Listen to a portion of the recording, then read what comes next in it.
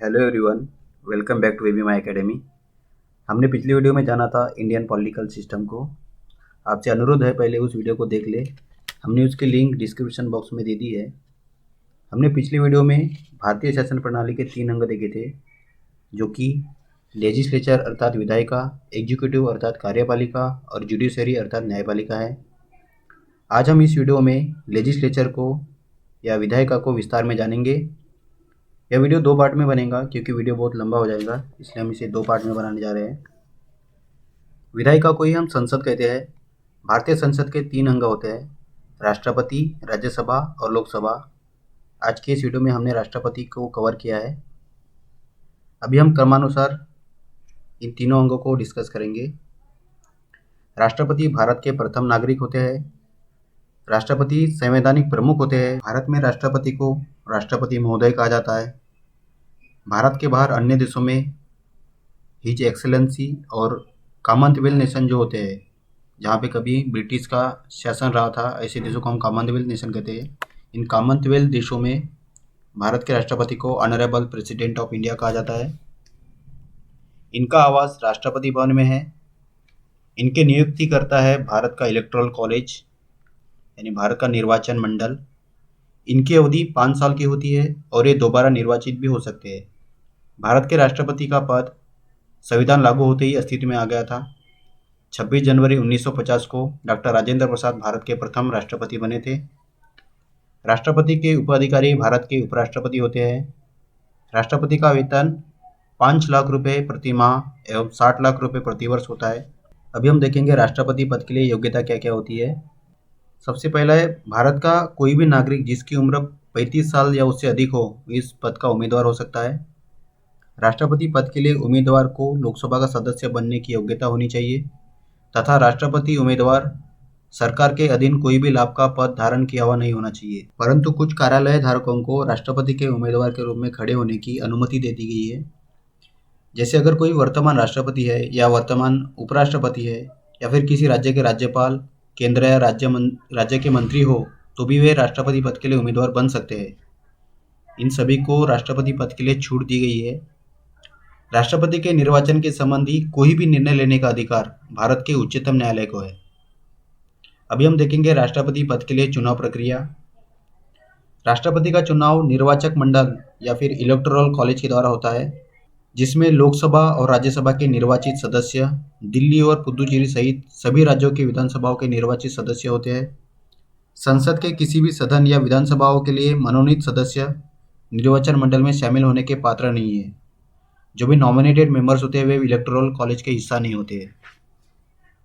भारत के चुनाव आयोग के आंकड़ों के अनुसार निर्वाचक मंडल या इलेक्टोरल कॉलेज में लोकसभा के 543, राज्यसभा के 233 और सभी विधानसभाओं के 4120 सदस्य का समावेश है। निर्वाचक मंडल में कुल 4896 मतदाताओं का समावेश है। राष्ट्रपति पद के लिए चुनाव प्रक्रिया क्या होती है अभी हम देखेंगे। इनमें अन्य चुनाव जैसे विजेता नहीं होते, जिनको ज़्यादा वोट मिल जाते हैं वो विजेता बन जाते हैं, बल्कि इस चुनाव में एक उम्मीदवार को निर्धारित कोटे से अधिक वोट लाना होता है। इस चुनाव में हर सांसद और विधायकों के वोटों का मूल्य अलग अलग होता है। विधायक के मामले में वह जिस राज्य का विधायक है उस राज्य की आबादी और विधायकों की संख्या देखी जाती है। एक वोट का मूल्य निकालने के लिए राज्य की कुल जनसंख्या को चुने हुए विधायकों की संख्या से बांटा जाता है। उसके बाद 1000 से भाग दिया जाता है। जो भी आंकड़ा आता है वो उस राज्य के विधायकों का वोट का मूल्य होता है। लोकसभा और राज्यसभा सांसदों के लिए सभी राज्यों और केंद्र शासित प्रदेशों के वोटों के कुल मूल्य को सांसदों की कुल संख्या से विभाजित किया जाता है। इससे प्रति सांसद के वोटों का मूल्य प्राप्त होता है। इलेक्शन कमीशन ऑफ इंडिया के अनुसार सभी राज्यों और केंद्र शासित प्रदेशों के वोटों का कुल मूल्य 5,43,231 है। सांसदों के वोट का मूल्य 700 होता है। इनका कुल मूल्य अगर 700 को 776 से गुना करें, क्योंकि राज्यसभा और लोकसभा के कुल 776 निर्वाचित सदस्य होते हैं, इनका कुल होता है 5,43,200। इस प्रकार इलेक्टोरल कॉलेज में कुल 4,809 सदस्य और वोटों का कुल मूल्य 10,86,431 होता है। जीतने वाले उम्मीदवार को कम से कम 50% प्लस 1 वोट प्राप्त करना होता है। राष्ट्रपति के कुछ न्यायिक शक्तियाँ होती है। संविधान का 72वां अनुच्छेद राष्ट्रपति को न्यायिक शक्तियाँ देता है। इसके अंतर्गत वे दंड का उन्मूलन, क्षमा, आहरण, परिहरण अथवा परिवर्तन कर सकते हैं। इनमें पहला है क्षमादान।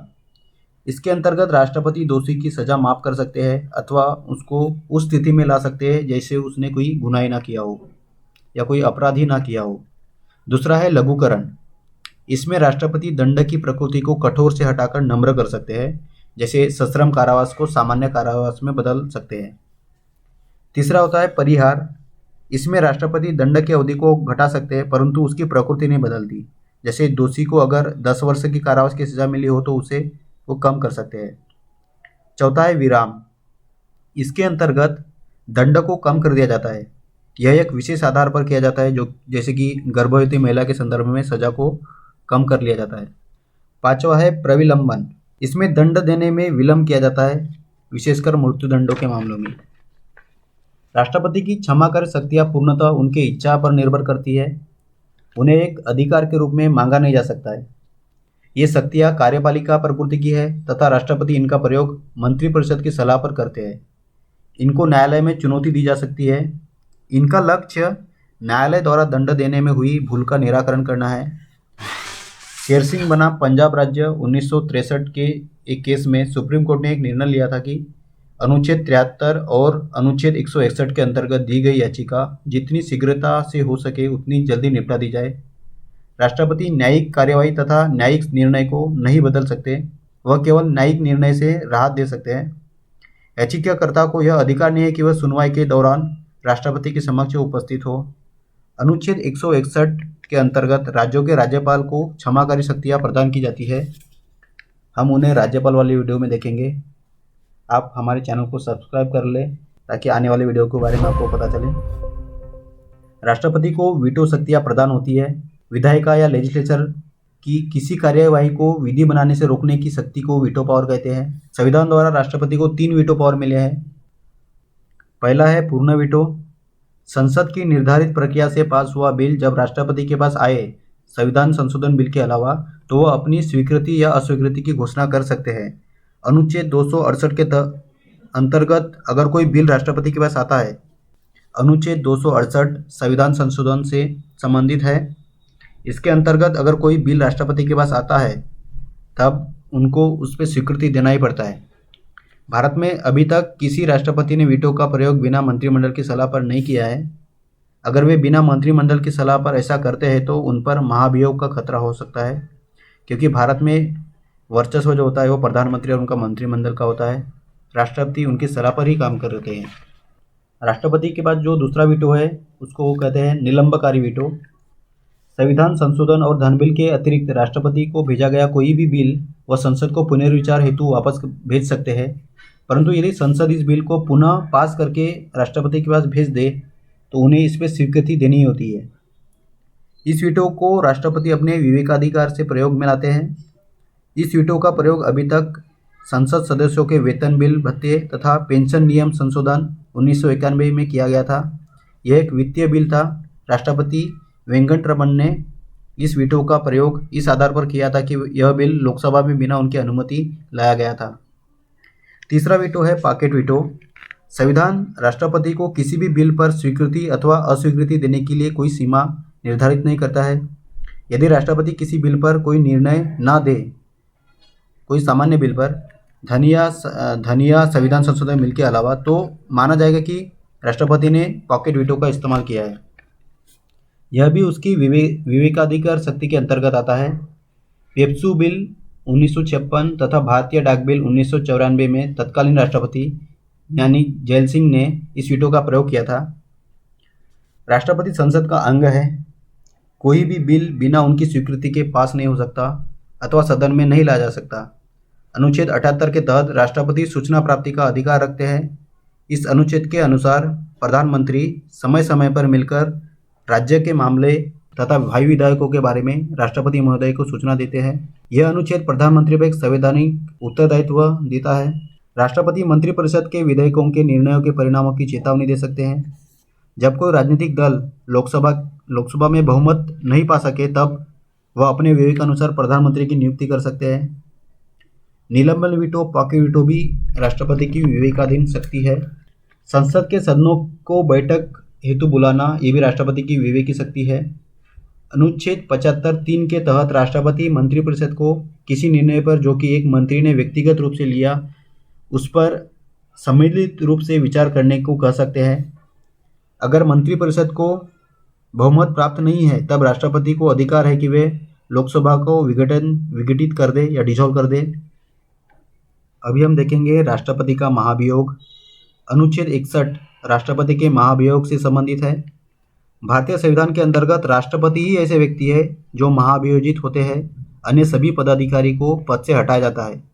महाभियोजन एक विधायक का संबंधित कार्यवाही है, जबकि पद से हटाना एक कार्यपालिका संबंधित कार्यवाही है। महाभियोजन संविधान का उल्लंघन करने पर एक कड़क औपचारिक कृत्य है। यह उल्लंघन एक राजनीतिक कृत्य है जिसका निर्धारण संसद करती है। वह पद से तभी हटाए जाते हैं जब उन्हें संसद ने प्रस्तुत किसी ऐसे प्रस्ताव से हटाया जिसे प्रस्तुत करते समय 1/4 सदस्यों का समर्थन मिले। प्रस्ताव पारित करने से पूर्व राष्ट्रपति को 14 दिन पहले नोटिस दिया जाता है। प्रस्ताव सदन की कुल संख्या के 2/3 से अधिक बहुमत से पारित होना चाहिए। फिर दूसरे सदन में जाने पर इस प्रस्ताव की जांच एक समिति द्वारा होती है। इस समय राष्ट्रपति अपना पक्ष स्वयं अथवा वकील के माध्यम से रख सकते हैं। दूसरा सदन भी उस प्रस्ताव को 2/3 बहुमत से पारित करता है, तब राष्ट्रपति अपने पद से हटा दिए जाते हैं। आज हमने जाना विधायिका या संसद के एक भाग राष्ट्रपति को। वीडियो लंबा होने की वजह से हम इसे यहीं समाप्त कर रहे हैं। हम दूसरे पार्ट में विधायिका के सेगमेंट को पूरा करेंगे। अगर आपने अभी तक हमारे चैनल को सब्सक्राइब नहीं किया है तो पहले इसे सब्सक्राइब करें ताकि आने वाले वीडियो के बारे में आपको पता चल सके। वीडियो अंत तक देखने के लिए धन्यवाद। जय हिंद।